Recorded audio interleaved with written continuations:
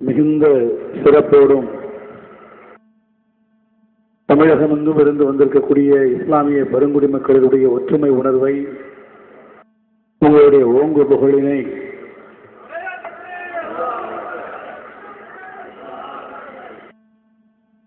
இந்த நாட்டு மக்களுக்கு, அதையும் கடந்து உலகாவிய வகையில் அமைந்திருக்கக்கூடிய தமிழ் மக்களுக்கு எடுத்துச் சொல்லக்கூடிய வகையில் செம்பாக்கத்தில் இந்திய யூனியன் முஸ்லீம் லீக்கினுடைய மாநில மாநாடாகவும் அதோடு இணைந்து மஹல்லா ஜமாத் ஒருங்கிணைப்பு கருத்தரங்கமாகவும் மரியாதைக்குரிய முகாஜிதே மில்லத் பனாத்வாலா அரங்கத்திலே சிறப்பாக நடந்து கொண்டிருக்கக்கூடிய இந்த விழா நிகழ்ச்சியினுடைய தலைவர், நம் அனைவராலும் பேராசிரியர் என்று அன்போடு அழைக்கப்படக்கூடிய முனீருல் மில்லத், இந்த சமுதாய மக்களுடைய நலவாழ்வு ஒன்றே தன் வாழ்வின் குறிக்கோள் என்று எல்லா நிலைகளும் நம்முடைய இஸ்லாமிய சமுதாய பெருமக்களுடைய முன்னேற்றத்திற்கு, ஒரு வாழ்வின் உயரத்திற்கு தன்னையே அர்ப்பணித்துக் கொண்டு பாடுபடக்கூடியவரும், நாடாளுமன்ற முன்னாள் உறுப்பினரும், எல்லாவற்றுக்கும் மேலாக நம்முடைய ஒப்பற்ற முதல்வர் முத்தமிழறிஞர் தலைவர் கலைஞர்களுக்கு அணுக்கமான, நம்பிக்கையான, அவரோடு நெருக்கமாக இருக்கக்கூடிய நம்முடைய பெருமதிப்பிற்குரிய பேராசிரியர் அவர்களே,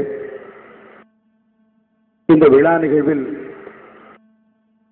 இங்கே வரவேற்புரை ஆற்றியிருக்கக்கூடிய மஹல்லா ஜமாத் ஒருங்கிணைப்பு செயலாளர், அற்புதமான கருத்துக்களை நான் வருகிற போது எடுத்து வைத்திருக்கக்கூடிய ஹாஜி கமுதி பஷீர் அவர்களே, தொகுப்புரை வழங்கியிருக்கக்கூடிய மாநில காயிதே மில்லத் பேரவை அமைப்பாளர் மதிப்பிற்குரிய திருப்பூர் எம்ஏ சத்தார் அவர்களே, துவக்க உரை நிகழ்த்தி அதுவே ஒரு எழுச்சி பேருரையாக வருகை தந்திருக்கக்கூடிய பெருமக்களை வரவேற்கக்கூடிய வரவேற்புரையாக இந்த சமுதாய பெருமக்களுடைய எண்ண உணர்வுகளை எல்லாம் தன்னுடைய ஆற்றல் மிகுந்த பேச்சாலை வெளிப்படுத்தி என்னையும் பெருமைப்படுத்தி இந்த விழா நிகழ்விலே துவக்க உரை நிகழ்த்தி இருக்கக்கூடிய என்னுடைய அன்பிற்கும் தனிப்பட்ட பாசத்திற்கும் பெரும் மதிப்பிற்கும் உரிய நாடாளுமன்றத்தினுடைய உறுப்பினர், விழா குழுவினுடைய தலைவர் ஹாஜி அருமைக்குரிய அப்துல் ரஹ்மான் எம்பி அவர்களே, நிகழ்ச்சியிலே என்னோடு இணைந்து கலந்து கொண்டிருக்கக்கூடிய தாம்பரம் சட்டமன்ற உறுப்பினர், நேரத்தின் அருமை கருதி உரையாற்ற இயலாவிட்டாலும் தன்னுடைய வருகையின் மூலமாக வாழ்த்துக்களை தெரிவித்து அமர்ந்திருக்கக்கூடிய பெருமதிப்பிற்குரிய அருமை சகோதரர் SR ராஜா அவர்களே,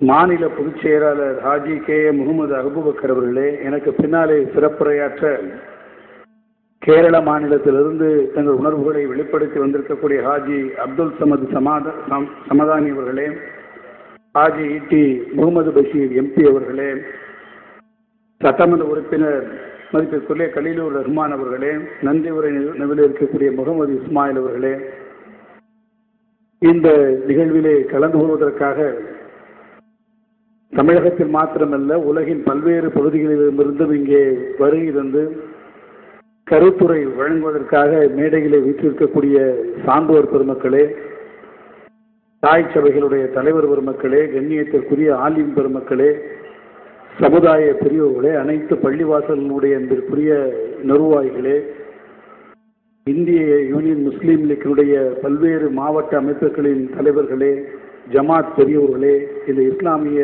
சமுதாயத்தின் அன்புசால் பெருமக்களே, நண்பர்களே, பெரியோர்களே, உங்கள் அனைவருக்கும் நான் என்னுடைய இருகரம் கூப்பிய பணிவான வணக்கத்தை உங்களுக்கு தெரிவித்துக் கொள்ள விரும்புகிறேன். அற்புதமான இந்த கருத்தரங்கில் உங்களில் ஒருவராக நானும் இருந்து ஓரிரு வார்த்தைகள் உங்களிடத்திலே உரையாற்றி செல்லக்கூடிய ஒரு பெரிய வாய்ப்பை எனக்கு வழங்கியிருக்கக்கூடிய நம்முடைய பேராசிரியர்களுக்கும் இந்திய யூனியன் முஸ்லீம் லீக்கினுடைய முன்னணி தலைவர்களுக்கும், அன்பிற்குரிய என்னுடைய அருமை சகோதரர் அப்துல் ரஹ்மான் அவர்கள், வாசிப் போன்ற நல்ல உள்ளங்களுக்கும் எனக்கு இந்த மகத்தான பெருமையை வழங்கியமைக்கு நான் முதற்கு என்னுடைய நெஞ்சார்ந்த நன்றியை உரித்தாக்க விரும்புகிறேன். ஒவ்வொரு முறையும் இந்த சமுதாயத்து பெருமக்களை சந்திக்கின்ற போதெல்லாம் அது நான் வாழக்கூடிய ஊரில் இருக்கக்கூடிய வீரசோழன் என்கின்ற மிகப்பெரிய இஸ்லாமிய பெரியோர்கள் வசிக்கக்கூடிய பகுதியாக இருந்தாலும், அருப்புக்கோட்டை, கமதி போன்ற விருதுநகர் போன்ற பகுதிகளாக இருந்தாலும், நான் அன்றாட வாழ்விலே சந்திக்கக்கூடிய இந்த இஸ்லாமிய பெருமக்களை எல்லாம் இன்றைக்கு ஒருங்கே இணைந்து மாநிலம் முழுமையும் பார்க்கக்கூடிய ஒரு அருமையான நிலை. அப்போது எந்த உணர்வை தினந்தோறும் நாங்கள் பெறுகிறோமோ அதைவிட பல்லாயிரம் மடங்கு ஒரு உணர்ச்சி ஊட்டக்கூடிய சந்திப்பாக நான் இந்த சந்திப்பை கருதுகிறேன். நான் ஏன் இதை உணர்ச்சி ஊட்டக்கூடிய சந்திப்பு என்று சொல்கிறேன் என்று சொன்னால், அது ஏதோ எங்களுக்கும் உங்களுக்காக தனிப்பட்ட உறவு என்பதை தாண்டி திராவிட முன்னேற்ற கழகத்திற்கும் முஸ்லீம் லீக்கிற்கும், தலைவர் கலைஞர்களுக்கும் முஸ்லீம் லீக்கிற்கும், நம்முடைய தலைவர் கலைஞர்களுக்கும் இந்த இஸ்லாமிய பெருமக்களுக்கும் இருக்கக்கூடிய இந்த உறவு என்பது தேர்தல் கால உறவோ அரசியல் கால உறவோ அல்ல. இந்த உறவும் இந்த பிரியமும் இந்த பாசமும் உணர்ச்சி மயமான ஒரு தத்துவக்குடி உறவுதான் தலைவர் கலைஞர்களுக்கும் இந்த சமுதாயத்திற்கும் இருக்கிறது என்ற அடிப்படையில் தான் அவருடைய தம்பியாக நாங்கள் இங்கே உங்கள் முன்னாலே நிற்கின்ற போது அந்த உணர்வை பெறுகிறேன். இந்த காலையிலே எங்கள் கருத்தை நாங்கள் சொல்லுகிற போது தலைவர் கலைஞருடைய தம்பிகளாக, பிரதிநிதிகளாக, மாலையிலே நம்முடைய மகத்தான தலைவர் முத்தமிழறிஞர் முதல்வர் கலைஞர் அவர்கள் அவருக்கே உரித்தான நானிலம் போற்றும் நல்லியக்க நாயகர் என்கின்ற அந்த விருதை பெற்று சிறப்புரையாற்ற வருகை தந்திருக்கிறார்கள். அவருடைய வருகை எந்த அளவிற்கு ஒரு பெரிய எழுச்சியும் மகிழ்ச்சியும் உங்களிடத்திலே ஏற்படுத்தி இருக்கும் என்பதை நான் அறிவேன். கடந்த முறை பள்ளப்பட்டியிலே நடைபெற்ற ஒரு நிகழ்ச்சியிலே நான் கலந்து கொண்ட போது அங்கே கூறியிருந்த அந்த சமுதாய பெருமக்கள் எல்லாம் எந்த உணர்வின் அடிப்படையிலே அன்றைக்கு எழுச்சியாக இருந்தார்களோ அதைவிட எழுச்சி அதிகமாக, உணர்ச்சி அதிகமான வகையில் உலகின் பல்வேறு பாகங்களிலிருந்தும் நீங்கள் வந்திருக்கிறீர்கள். நான் நேரத்தை அதிகமாக எடுத்துக்கொள்ளவில்லை. பல சமுதாய பெரியோர்கள் இங்கே உங்களிடத்திலே கருத்துரைகளை வழங்கிட வேண்டும். எங்களை பொறுத்த மட்டில் இங்கே பேசும்போது கூட சொன்னார்கள், மதுரையிலிருந்து இதற்காக வந்துவிட்டு உடனடியாக அமைச்சர் மதுரைக்கு திரும்ப வேண்டிய நிலை என்று. நான் மனப்பூர்வமாக சொல்லுகிறேன், மனம் திறந்து சொல்லுகிறேன், இத்தகைய ஒரு அருமையான நிகழ்ச்சியிலே கலந்து கொள்ள வேண்டும் என்றால் லண்டனில் இருந்தால் கூட, நியூயார்க்கில் இருந்தால் கூட இங்கே வந்து செல்வதுதான் எங்களுக்கு கிடைத்த பெரிய பெருமையாக நான் கருதுகிறேன். அந்த வாய்ப்பை எனக்கு நீங்கள் வழங்கி இருக்கிறீர்கள். இந்த இயக்கத்திற்கும் திராவிட முன்னேற்ற கழகத்திற்கும் தலைவர் கலைஞருக்கும் இருக்கக்கூடிய உறவை நான் சொன்னேன். மறைந்த கண்ணீரியத்துக்குரிய காயிதே மில்லத் சாஹிப் அவர்கள் தலைவர் கலைஞரோடு கொண்டிருந்த உறவு, கழகத்திற்கு சோதனை வந்த போதெல்லாம் முஸ்லீம் லீக் அமைப்பு கழகத்தின் பக்கத்திலே நின்ற அந்த துணை காலங்கள் உருண்டோடி இருந்தாலும் வரலாற்றினுடைய பக்கங்களிலே என்றைக்கும் நிலைத்திருக்கிறது. எனவேதான் தலைவர் கலைஞர் ஆட்சி பொறுப்பில் இருந்தாலும் சரி, இல்லாவிட்டாலும் சரி, இந்த இயக்கம் என்பது சிறுபான்மை மக்களுடைய நலத்தை பாதுகாக்கக்கூடிய அரசாக, உங்களுடைய தோழனாக என்றைக்கும் இருக்கும் என்பதை பல்வேறு காலகட்டங்களிலே நிரூபித்திருக்கிறார்கள்.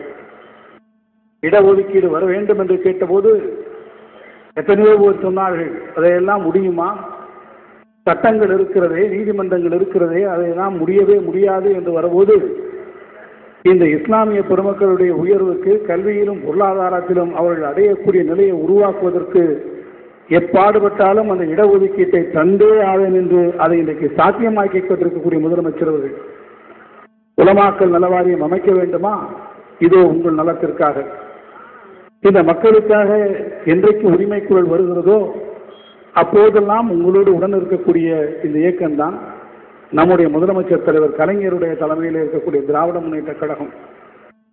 நான் சொல்கிறது ஆட்சி பொறுப்பில் இருக்கக்கூடிய காலகட்டத்தில் மாத்திரமல்ல, ஆட்சி பொறுப்பில் இல்லாவிட்டாலும் கூட என்றைக்கும் உங்களில் ஒருவராக உங்கள் உரிமைக்கு பாடுபடக்கூடியவராக இயக்கத்திலே நாங்கள் இருக்கக்கூடிய காலகட்டத்தில் தான் எனக்கு முன்னாலே பேசியவர்கள் எல்லாம் சொன்னார். அண்ணன் அப்துல் ரஹ்மான் அவர்கள் மிக விரிவாக உங்களிடத்தை எடுத்து சொன்னார். சமச்சீர் கல்வியை நம்முடைய மாண்புமிகு முதல்வர் அவர்கள் அகில இந்தியாவும் வியக்கத்தக்க அளவில் போற்றி பாராட்டத்தக்க அளவில் கொண்டு வந்தபோது சிறுபான்மை மொழிகளாக இருக்கக்கூடிய உருது மொழியும் அராபி மொழியும் மாணவர்கள் படித்து அவர்கள் இந்த மொழியினை தாங்கள் கற்றுக்கொள்ளக்கூடிய ஒரு நிலை எழாமல் போய்விடக்கூடிய அபாயம் இருக்கிறது. எனவே நீங்கள் அவற்றை கட்டாயமாக நம்முடைய இஸ்லாமிய சமுதாயத்து பெருமக்கள் மாணவர்கள் படிப்பதற்கு வழிவகை செய்திட வேண்டும் என்கின்ற கோரிக்கையை நான் இந்த மாநாட்டிலே மனந்திறந்து சொல்வேன். அதை மிக மிக வலியுறுத்தி அதை எங்களிடத்தில் எடுத்து வந்து இந்த பிரச்சனைகளை சொல்லி இவற்றுக்கு தீர்வு காண வேண்டும் என்று சொன்னவர்களே நம்முடைய மேடையில் இருக்கக்கூடிய மரியாதைக்குரிய அருமை நம்முடைய முனிவர்கள் பேராசிரியர்களும் நம்முடைய எம்பி அப்துல் ரஹ்மான் அவர்களும் நம்முடைய சட்டமன்ற உறுப்பினர் அப்துல் பாசித் போன்றவர்களும் தான். குறிப்பாக அந்த கூட்டத்திற்கு பிறகு நம்முடைய நாடாளுமன்ற உறுப்பினர் அன்பிற்குரிய அப்துல் ரஹ்மான் அவர்கள் நான் சொல்லியே ஆக வேண்டும், ஒரு 10-15 முறை அவர் என்னை வந்து சந்தித்திருப்பார். ஒரு முறை அல்ல, 2 முறை அல்ல. இந்த காரியத்தை இதை இப்படி செய்ய வேண்டும் என்பதற்காக இந்த கோரிக்கையை எடுத்து இந்த கோரிக்கையினுடைய நுணுக்கங்களை எடுத்து சொல்லி ஒரு மிகப்பெரிய சமுதாயம், ஒரு பெரிய பாரம்பரியமான ஒரு மொழி, இந்த மொழிக்குரிய முக்கியத்துவம் கொடுக்கப்பட வேண்டும் என்று ஒரு 10-15 முறை என்னிடத்துல சொல்லி பல சந்தர்ப்பங்களிலே இது வந்து அவர் என்னை வந்து பார்க்கக்கூடியது. ஏன்னா எங்க பார்த்தாலும் முதல்ல அதான் சொல்றேன். அப்படிப்பட்ட அளவில் அவர் எடுத்து எடுத்து சொல்லும்போது நான் அவரிடத்துல பல முறை விவாதித்து நான் அவரிடத்துல கூட சொன்னேன், அரசின் சார்பிலே அதை செய்வதற்கான அனைத்து முயற்சிகளும் இந்த துறையினுடைய அமைச்சர் என்ற வகையில் நான் மேற்கொண்டிருக்கிறேன் என்ற உறுதிமொழியை நான் அவரிடத்துல சொல்லி இருக்கிறேன். இங்கே அவர்கள் சொன்னார்கள் அந்த அறிவிப்புகளை நான் இங்கே வெளியிட வேண்டும் என்று. உருதும் அராபியும் இரண்டும் இணைந்திருக்கக்கூடிய அந்த அறிவிப்பை அமைச்சர் இங்கே வெளியிட வேண்டும் என்றும் எனக்கு அவர்கள் அன்பு கட்டளை நீட்டார்கள். எனக்கு கூட மிகுந்த மகிழ்ச்சியாகத்தான் இருந்தது. ஆனாலும் கூட அத்தகைய அறிவிப்பு ஒரு அமைச்சர் என்கின்ற வகையிலே அதற்கான அடிப்படை காரியங்கள், செய்ய வேண்டிய பணிகள் அரசின் சார்பாக அவற்றை எடுத்து வைக்கக்கூடிய முறையிலே இன்றைக்கு எடுத்து வைக்கப்பட்டு நம்முடைய மாண்புமிகு முதலமைச்சர் முத்தமிழறிஞர் முதல்வர் கலைஞருடைய ஒப்புதலை பெற்று அவற்றை நான் அறிவிக்க வேண்டும். இன்னும் சொல்ல வேண்டும் என்று சொன்னால் அதை நான் அறிவிக்க கூடாது. இவ்வளவு ஒரு அருமையான அறிவிப்பினை, இவ்வளவு ஒரு நல்ல முடிவினை யார் திருவாயால், யாருடைய முயற்சியால், யார் அதை சொன்னால் அதிலே மிகுந்த மகிழ்ச்சியும் ஆரவாரமும் நீங்கள் செய்வீர்களோ அத்தகைய பெருமகனாக இருக்கக்கூடிய நம்முடைய முதலமைச்சர் தலைவர் கலைஞர்கள்தான் அந்த அறிவிப்பை செய்வார்கள். எனவே அதுதான் முறையாகவும் இருக்கும். எனவேதான் நான் இந்த மாநாட்டிலே தென்னரசு அதை நேரடியாக சொல்லாவிட்டாலும் கூட ஒரு உறுதியை நான் உங்களுக்கு சொல்ல முடியும்.